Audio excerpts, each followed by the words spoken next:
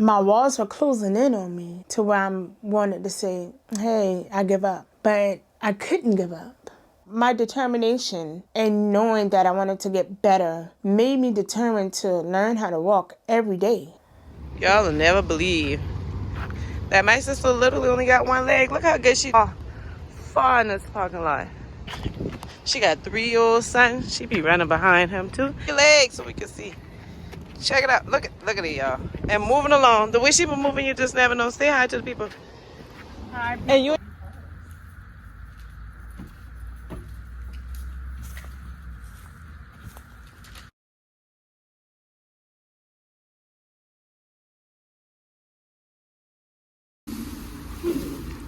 Not you. I'm gonna do a video. My name is Kelly Green. I'm 44 years old. I'm a diabetic and I am an amputee. I want to tell you about life after becoming an amputee. I got my right leg amputated November 23rd, 2019. While everybody else was getting ready for Thanksgiving, I was the turkey. It was nerve-wracking because 2019 was just a rough year for me. 2019 is the year I lost my daughter, and with my legs, I lost two important things to me. My daughter was 3 years old. She regurgitated on her vomit, stopping her oxygen and her heartbeat. In February 2019, I lost my daughter, and in November 2019, I lost my right leg. Being told that you have to get your leg amputated was the hardest decision ever. It's like, how am I going to maintain a lifestyle without having a leg? How am I going to maintain a lifestyle with having, at that time, an infant baby? Because I just had my son. In August 2018, I had just had my son. So he was a baby. He was like 6 months. I'm trying to figure out a master plan on how can I maintain a life without a leg in a wheelchair. Before my daughter passed away, she helped me out a lot because my leg was not doing good, and she was a big help to me. She's very smart. If I felt bad, she would get on the phone and call my mom and tell my mom I feel bad. She would call any of my friends. She would go downstairs and open the door. She would make sure I get my medicine. Just for her to be 3, she was amazing. So I am now without my daughter, without my leg, and trying to maintain with my infant baby. I felt overwhelmed. I don't know. I felt so overwhelmed with it because I felt like every time I get a call from the doctor and then I got my baby and it's like it's more bad news. And I felt like I was in a bubble and I was the only person hearing me scream like, hey, anybody hear me? It just felt like my walls were closing in on me to where I wanted to say, hey, I give up. But I couldn't give up because I have my son. I had my sisters, my nieces, my nephews. I had my friends that supported me. I wanted to give up because I looked at life different. Like, golly, like, what am I going to do with one leg? Like, what am I going to do with one leg? And how I'm going to cook? And how I'm going to do this? But after I had my amputation, I met some of the most amazing people that helped me along the way, that motivate me to push. I met this guy, name was George. He was an amputee, and I was practicing walking with my leg, and he drove by and he was like, hey, if you need help, I can help you. When he hopped out, I was amazed because he was driving. That gave me,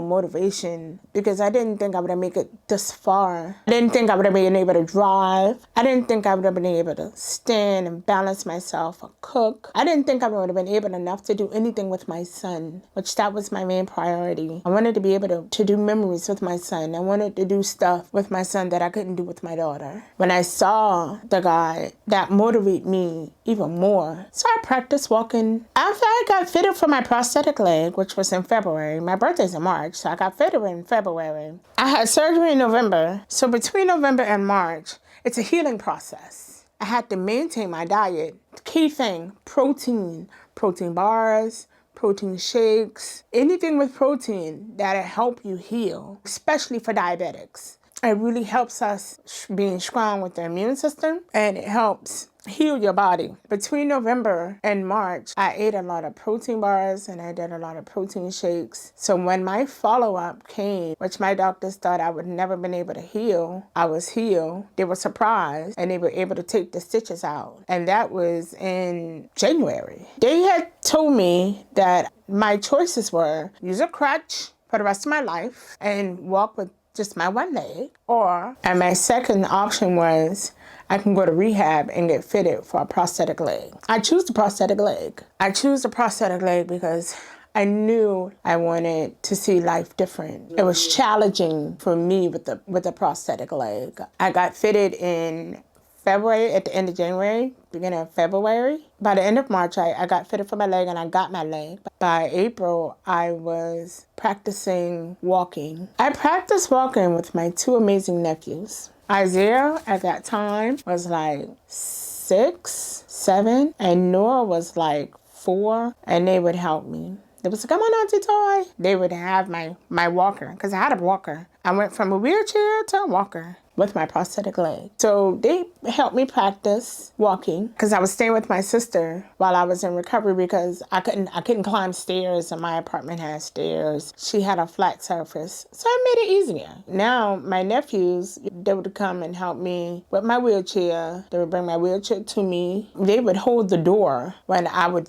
go outside and pull the wheelchair out the door for us to go outside and play and race. When it came time to help me learn how to walk, it was easy for them because they were adapted to helping me. And I'm grateful for that. They started helping me with my walker. When I go walking, each time I would walk, they would say, come on, Auntie Toy, you can do it. And I would walk about a half a mile, helping me balance myself with the walker, without the walker.